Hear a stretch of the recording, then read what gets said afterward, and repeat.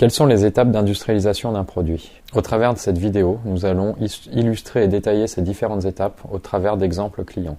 Nous allons pouvoir prendre comme exemple un développement que nous avons réalisé chez nous, qui est un développement de machines de grande distribution, une machine à café, et qui représente vraiment toutes les étapes de l'industrialisation qui seront importantes pour votre produit. Ces étapes partent depuis la réalisation des outillages de production, qui sont un élément très important, qui vont vous demander des investissements très lourds, et les différentes phases qui en découleront derrière pour la mise au point de votre produit, qui est toujours nécessaire, puisque sur les prototypes, on n'a jamais quelque chose de 100% représentatif du produit final.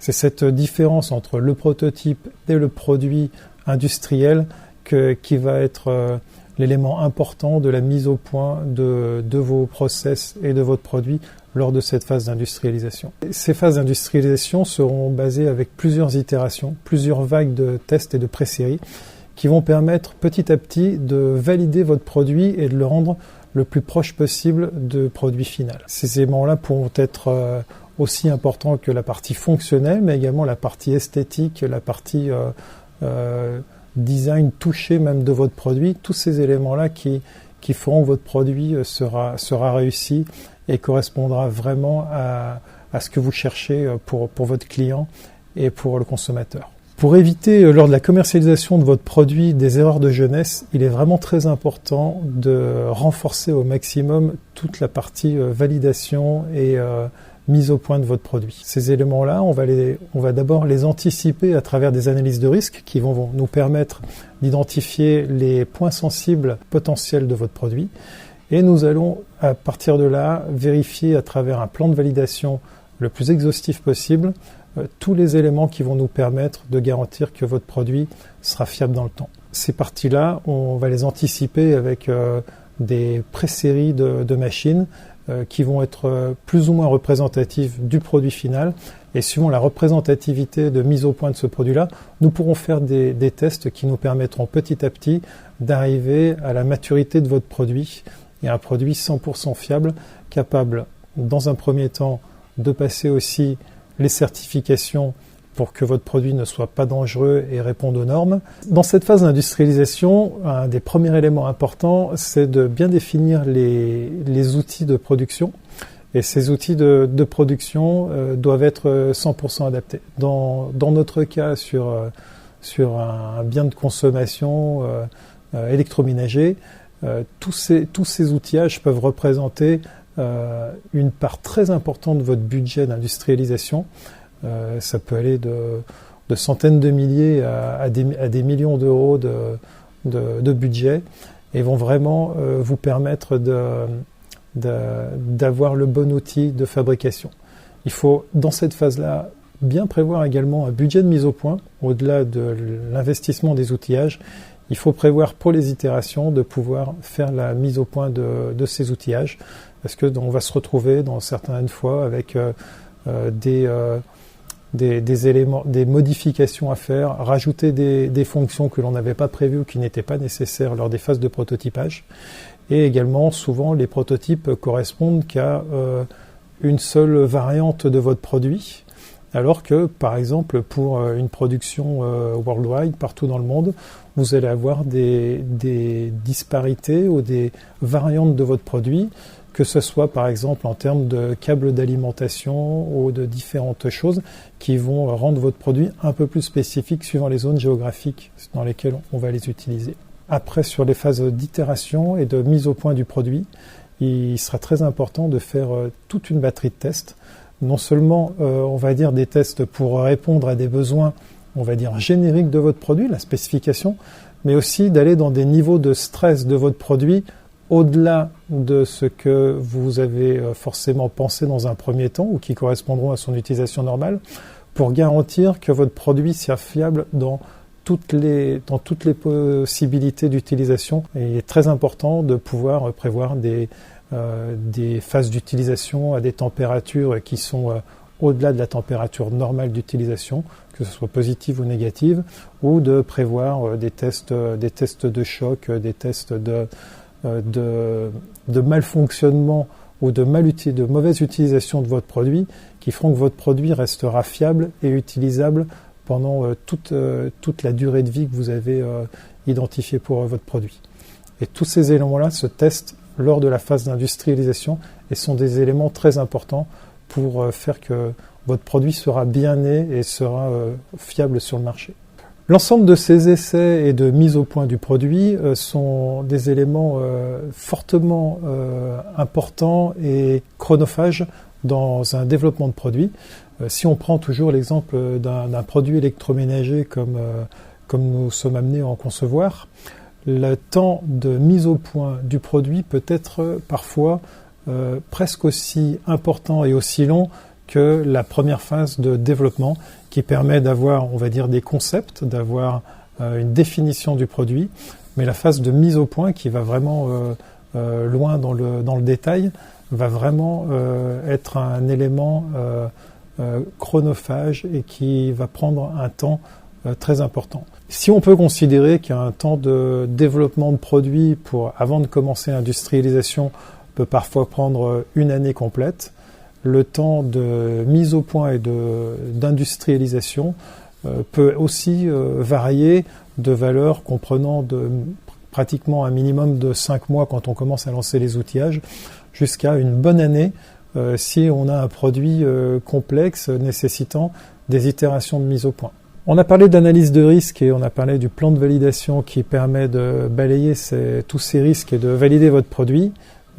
Pour ce faire, on va faire toute une partie de tests sur ces produits-là qui vont aller à des tests juste de performance, mais aussi des tests d'endurance pour s'assurer que le produit sera fiable et gardera ses performances pendant toute sa vie.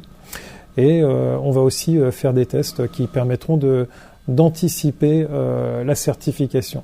Donc il faut que le produit soit fiable dans le temps, donc ça peut être autant sur sa manipulation, des ouvertures des ouvertures de poignées, des ouvertures de tiroirs. S'assurer aussi que, au-delà de pouvoir s'ouvrir, les efforts d'ouverture ou même le bruit généré pendant l'ouverture soit toujours d'un niveau acceptable pour le client. Et puis on va vérifier effectivement que le produit restera fiable et en sécurité non seulement à T0 au moment de la vente, mais également pendant toute sa durée de vie pour que le consommateur ne soit jamais en risque ou soit toujours content de la qualité de son produit. Il faut que votre produit soit bon du premier jour jusqu'au dernier. Dans l'ensemble de ces batteries de tests, on va autant avoir des tests qui seront sur le produit pour éviter qu'en cas de dysfonctionnement d'un produit qui peut être lié non seulement au produit mais aussi à l'environnement du produit, à des surtensions, à des choses comme ça, que le produit, même une fois endommagé, ne sera pas dangereux pour le consommateur. Ces tests-là, il est important de les anticiper car ils sont essentiels pour garantir la sécurité de la personne qui va les utiliser. On va aussi pouvoir faire des tests comprenant aussi le packaging de votre produit. Il est important, votre produit il sera consommé, il sera utilisé sans son packaging, mais par contre il faut s'assurer qu'au moment où vous allez vendre votre produit, le produit soit toujours fiable et tel qu'il est sorti de l'usine avec son packaging. Pour ça, il y a des normes, il y a des tests normatifs qui sont à réaliser et de s'assurer que même si votre produit a été transporté à travers le monde avec son packaging, que une fois qu'on le sort du produit, une fois qu'on le sort de son packaging, il reste totalement utilisable sans risque d'être endommagé. Un autre élément important dans les phases d'industrialisation, c'est de réaliser avec vos produits lors des pré-séries des tests consommateurs. On remplace absolument pas par des tests en laboratoire l'expérience utilisateur. Il est important avec des produits représentatifs série de pouvoir faire des tests directement de manipulation, d'utilisation au quotidien dans un environnement totalement représentatif de votre produit. Et ces tests-là vont vous permettre d'avoir des informations très importantes avant la commercialisation de votre produit et vous en tirerez forcément des éléments pour la fiabilité ou même pour la facilité d'utilisation de votre produit. Avant de s'engager réellement dans l'industrialisation, il faut s'assurer d'une chose essentielle, c'est qu'on ait bien figé le périmètre de son produit et les fonctionnalités de son produit. Il n'est pas question, en cours d'industrialisation, de venir rajouter ou modifier une fonction, parce que ça peut être catastrophique pour le produit. Ça peut paraître évident comme cela, mais dans les faits, on se rend compte que c'est pas aussi évident que ça. On a souvent des clients qui sont tentés en phase d'industrialisation de venir retoucher une toute petite fonctionnalité qui leur semble vraiment mineure, mais qui peut vraiment induire de grosses complexités et complications sur cette phase d'industrialisation. L'objectif pendant cette phase, c'est d'itérer. On va reconcevoir plusieurs fois le produit, mais à chaque fois, c'est pour le rendre encore un petit peu plus robuste, un petit peu plus fiable. Il n'est pas question de profiter d'une de ces boucles d'itération pour venir rajouter une fonctionnalité ou pour venir en modifier une. C'est un exemple concret sur lequel on peut s'appuyer, puisque c'est des discussions que nous avons eues assez récemment avec un client qui veut mettre sur le marché un produit dans l'alimentaire, qui a un planning extrêmement serré pour permettre la sortie de ce produit dans l'année à venir, mais qui souhaitait modifier une petite fonction qui lui semblait vraiment ridicule sur la globalité du projet, mais cette petite fonction allait forcément impliquer 3 à 4 mois de reconception complète.